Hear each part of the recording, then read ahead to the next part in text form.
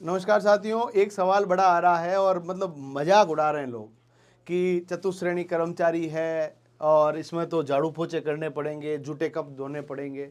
यार, मैं आपको ये कह रहा हूँ कि नौकरी लग गई क्या? जो लोग मजाक उड़ा रहे हैं, आप मुझे बताओ आपके पास सरकारी नौकरी है या नहीं है? यदि नहीं है तो इस बात को ढंग से सुन लीजिएगा कि एक सरकारी नौकरी को प्राप्त करने के लिए कितने घंटों की मेहनत और कितने दिनों की तपस्या करनी पड़ती है।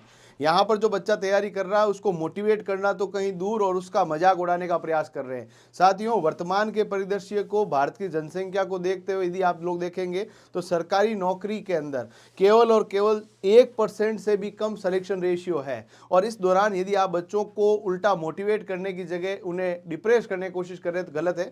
मैं यहाँ पर पूरी बात बताऊंगा कि झाड़ू पोछे करने हैं या नहीं करने हैं। देखो, कहने के लिए कुछ बातें होती है, कई लोग इस तरह से पशु परिचर का भी मजाक उड़ा रहे थे और कई लोग मजे मजे में रह गए और कुछ बच्चों के अच्छे मार्क्स आ रहे हैं और सिलेक्शन ले लेंगे। देखो, आपके पैर में चुभा हुआ कांटा सिर्फ आपके पैर को दर्द दे रहा है, दुनिया के इससे कोई फर्क नहीं पड़ता है। इसीलिए अपने आप को तैयार कर लो, मैं आपको सब बातें बता दूंगा और भर्ती के संबंध में भी डाउट बता दूंगा। एलडीसी को जो लोग है ना कह रहे हैं, एलडीसी की सैलरी प्रोबेशन में 14,600 रुपए है, इसकी सैलरी 12,800 रुपए है, 2-2,500 का फर्क है। आगे भी जो सैलरी के अंदर कोई ज्यादा फर्क नहीं है, 4-5 हजार रुपए का फर्क है। यदि आपको ऐसा लगता है ना, देखो, सरकारी नौकरी आदमी क्यों चाहता है? स्टेबिलिटी के लिए, पैसा के लिए, कि एक सैलरी मिलती रहे, उसको सर्विस मिलती रहे, उसके परिवार की चिंता सरकार को होने लग जाए और उसको बढ़िया एक लाइफ स्टाइल मिल जाए। तो सीधी बात है कि आपके पास 53,000 के आसपास वैकेंसी है ना, इसको हाथ से मत जाने देना और लोगों की बातों से, लोगों के तानों से तो दूर ही रहना। दुनिया के अंदर ये समझ लेना कि लोग आपको कहेंगे, लोग आपको बरगलाएंगे, पर यदि आप लोगों ने सोच लिया कि मुझे सिलेक्शन लेना है तो बता देता हूं वैसे भी कि झाड़ू पोछे करने हैं या नहीं करने हैं।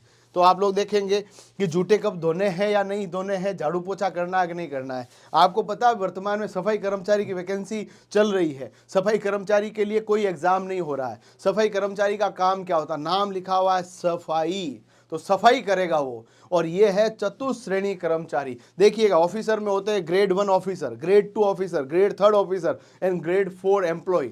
यदि हम लोग बात करें, ग्रेड 3 और ग्रेड 4 को एम्प्लॉय बोलते हैं। वैसे भी ग्रेड 1 ऑफिसर जो होता है वो पूरे ऑफिस को कोऑर्डिनेट करता है, उस पूरे ऑफिस को सुपरवाइज करता है। सेकंड क्लास जो ऑफिसर होता है वो सभी काम को देखता है, थर्ड ग्रेड वाला भी काम कर रहा है और फोर्थ ग्रेड भी अपना काम कर रहा है। बस ये फर्क है, उन सबको काम को बांट दिया गया है। ग्रेड 4 का जो काम रहता है ना, कोई झाड़ू पोछा आपसे नहीं कराएगा, इस वीडियो के अंदर मैं बता दूं। और कई लोग इस तरह से कह रहे हैं ना, तो उनको बोलना तुम तो ज्ञानी हो, तुम्हें तो सिर्फ बात काटनी है, मैं तो जुगनू हूं, मुझे ये श्या रात काटनी है। अपने माता पिता के चेहरे की चमक का कारण मुझे बनना है, उनका मुरझाया हुआ चेहरा मैं नहीं देखना चाहता, इसीलिए उन सब लोगों से दूर रहना। और आप लोग ये देख लीजिएगा, कोई झाड़ू पोछा आपसे नहीं करवाएगा वहां पर। चतुश्रेणी कर्मचारी का काम अलग है और सफाई कर्मचारी का काम अलग है। आप लोग कोई भी सरकारी ऑफिस में चले जाना, वर्तमान में जाकर देख लेना, जो सबसे ज्यादा आराम करता है ना वो चतुश्रेणी कर्मचारी कर रहा है। बड़ी आराम से बैठा है और साथ साथ में जो है चाय, देखो, चाय तो ऑफिस में सबको पिलाने के लिए पिलानी पड़ सकती है, लेके आए पिला दिया। कोई कप वप धोने की कोई परंपरा सरकारी ऑफिस के अंदर कहीं पे भी नहीं है। तो सीधी बात है कि आज के दिन के अंदर सब डिस्पोजल में पीते हैं, कौन से कप और कैसे कप। अब जो काम रहने वाला वो क्या काम रहने वाला है? सीधी बात है कि साहब जो बैठे हैं, साहब सब दिन बाहर उठ उठ के फाइलें इधर से इधर, देखो एक बड़ा ऑफिस है, उसमें 5-6 चैम्बर्स अलग अलग बने हुए हैं, इधर से फाइल उधर जानी है, उधर से फाइल उधर जानी है, अलग अलग प्रोसेस में जानी है। तो साहब तो उठ उठ के जाएंगे नहीं, तो साहब के साथ में, उनके साथ में क्या होता है? असिस्टेंट, जिन्हें बोलते हैं चतुश्रेणी कर्मचारी। तो फाइल्स वगैरह प्रबंधन करना, कार्य जो पूरी की पूरी कार्यालय की गतिविधियां हैं उन सभी को ध्यान रखना, कार्यालय को व्यवस्थित रखने का काम है। आनंद फानन में इधर सामान पड़ा, उधर फाइल पड़ी है, उन सबको एक जगह सिस्टमेटिक रखना है। भाई साहब कौन सी फाइल किसकी है, कौन सी फाइल किसकी है, ढूंढने पे मिले ही नहीं, ऐसे कागजात कैसे रखेंगे? कागजात को सही सिस्टमेटिक तरीके से रखने का काम इसका रहने वाला है।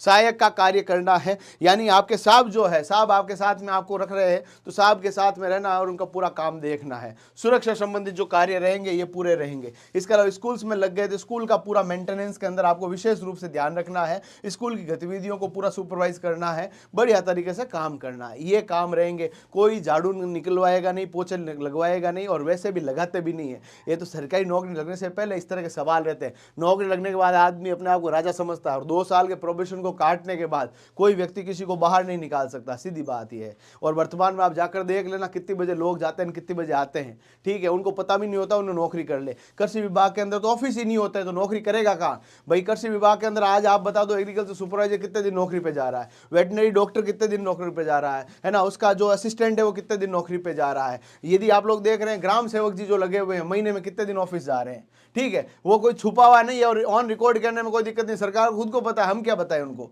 तो ये आप मानकर चलना, ऐसा कोई दिक्कत नहीं है। आपको यूं लगता है ना कि मुझे नौकरी चाहिए तो इससे बढ़िया कुछ नहीं है, और आप तो क्यों ये सोचना, आपको तो बनना क्या है, आरएस बनना है, आईएएस बनना है, सब इंस्पेक्टर बनना है, ग्रेड फर्स्ट लेक्चरर बनना है, तो उनको भी ध्यान में रखकर इसको एग्जाम को दे दो यार, इसके एग्जाम को दे दो, थोड़ा सीरियस होकर इसका एग्जाम भी दे देना, सिलेक्शन हो जाए और तुम्हारा फर्स्ट ग्रेड में हो जाए, फर्स्ट ग्रेड में चले जाना। इसकी नौकरी करने के लिए कोई सरकार थोड़ी भजन लाल जाके थोड़ी बोलेंगे ना ना ना तू नौकरी कर, मेरे भाई नहीं करेगा मैं कैसे रहूंगा तेरे बिना, ऐसा थोड़ी होगा। तो आप ज्वाइन कर सकते हैं, पर जो लोग तैयारी कर रहे हैं उनको यार डिमोटिवेट मत करो। इतनी सी बात मेरी आपसे है कि कई लोग जो सपना देख रहे हैं ना सरकारी नौकरी करने का, आप नहीं जानते, हम लोग यहाँ पर जब रहते हैं ना, ऐसे ऐसे बच्चे हैं जो ग्रामीण पृष्ठभूमि से आए हुए हैं, 5-6 साल प्राइवेट नौकरी कर चुके हैं, कोई है ना कारीगर का काम कर रहा, कोई कारपेंटर है, कोई प्लम्बिंग का काम कर रहा, कोई मजदूर है, तगारी डाल रहा है, कोई कमटे पे जा रहा है, और उसके मन में कहीं किरण जग रही है कि मुझे यार इस बार 53,000 के पद आए हैं और मुझे आगे कहीं ना कहीं जो है मामला सेट हो जाएगा। तो उसको थोड़ा डिमोटिवेट मत करो, मैं आपको बताऊंगा और बातें। देखो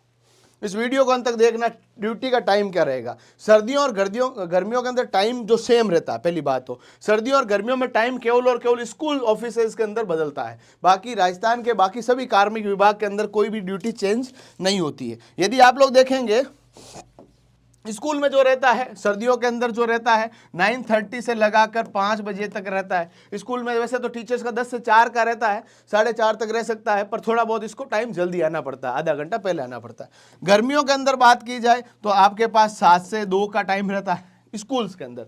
बट यदि आप लोग देखेंगे राजस्थान के अंदर बाकी जो कार्यालय है, ऐसे बहुत सारे कार्यालय जिनके 5 डे वीक है, कईयों में 6 डे वीक है। 5 डे वीक है जो इनका टाइम रहता है वो 9:30 से 6 PM का रहता है, जिनका 5 डे वीक है, जिनके अंदर सैटरडे संडे छुट्टी है। और बाकी जो है आपके पास 6 डे वीक वाले जो बच्चे जो एम्प्लॉय है उनका 10 से 5 का टाइम रहता है। ये टाइम आपका रहने वाला है, आपका भी यही रहने वाला है, जो चतुर्श्रेणी लगेंगे उन सब का टाइम यही रहने वाला है। अब सरकारी जो स्कूल्स के अंदर लगेगा विद्यार्थी, वो सरकारी स्कूल के अंदर तो सीधी बात है कि भाई छुट्टियां खूब सारी रहती है। बाकी गवर्नमेंट ऑफिसेज के अंदर भी साल की सब छुट्टियां आपको मिलने वाली है, पूरी की पूरी पीएल मिलने वाली है, सीएल मिलने वाली है, आपको पीएफ सरकार देगी, मेडिकल लीव्स देगी, आरजीएचएस देगी। यानी कि आपकी टेंशन, आपके माता पिता की टेंशन, आपके बच्चों की टेंशन सरकार को है, उनके लिए फ्री जो हेल्थ स्कीम्स यहाँ पर अवेलेबल है, ये सब आपको रहने वाला है। यदि हम सब के बाद बात करें तो आप देखेंगे कि यहाँ पर आप लोगों के पास जो है फ्री नोट्स, कि सर मुझे फ्री नोट्स चाहिए, तो फ्री नोट्स हमारे एप्लीकेशन के अंदर अवेलेबल है। डाउनलोड करना पड़ेगा प्रतिज्ञा क्लासेस जोधपुर एप्लीकेशन, वहां पर जाकर फ्री नोट्स अवेलेबल है, उनको आप लोग चेकआउट कर सकते हैं, है ना। इसके अलावा हम लोगों ने व्हाट्सएप कम्युनिटी बनाई है, ग्रुप बनाया व्हाट्सएप के अंदर, जहां पर हम सब चतुर्श्रेणी के विद्यार्थियों को इकट्ठा करके उन सभी के संगठनात्मक रूप से बात करने का प्रयास कर रहे हैं। इस कम्युनिटी को ज्वाइन करने के लिए हमारे जो लिंक दे रखा है उसके ऊपर आप क्लिक करें। साथ ही साथ में हमारा जो ऑनलाइन कोर्स है और ऑफलाइन कोर्स है, नाम मात्र के शुल्क के अंदर आपको मिल रहा है। ऑनलाइन तैयारी के लिए आप एप्लीकेशन डाउनलोड करें जिसका नाम है प्रतिज्ञा क्लासेस जोधपुर, और ऑफलाइन बैच जो हमारे 16 तारीख से सुबह 8 बजे शुरू हो रहा है, उसके अंदर एनरोल करने के लिए हमारे कॉन्टैक्ट नंबर पर संपर्क करें। अब यहां पर मैं आपको बताऊं ना कि एलडीसी की जो वैकेंसियां थी, यदि आप लोग यहां पर ध्यान से देख रहे हो तो एलडीसी की वैकेंसी कम हो रही है। एलडीसी की वैकेंसी कम कैसे हो रही है कि 2013 की जो वैकेंसी है वो करीबन 19,000 के आसपास वैकेंसी थी, 19,000 प्लस थी 13 वाली वैकेंसी। फिर 2013 के बाद 2018 की वैकेंसी आई, 11,500 समथिंग पद थे, 11,500 पद थे, 11,500 पद थे। और उसके बाद 2024 के अंदर वैकेंसी आई 3,600 के आसपास पद है, फिक्स मुझे पद याद नहीं है, थोड़ा बहुत 10-50 पद ऊपर नीचे हो सकते हैं। यानी आप लोग देख रहे हैं लगातार पदों की संख्या कम की जा रही है, और यहां पर आप लोग देखेंगे लगातार पद कम कर रहे हैं। पहली वैकेंसी से हम दूसरे में आधे, दूसरे से तीसरी में और आधे से आधे, और अगली वैकेंसी यहां पर 2026 में आनी है। 2026 के अंदर भी जो वैकेंसी आएगी करीबन 3,3500 के आसपास वैकेंसी आएगी।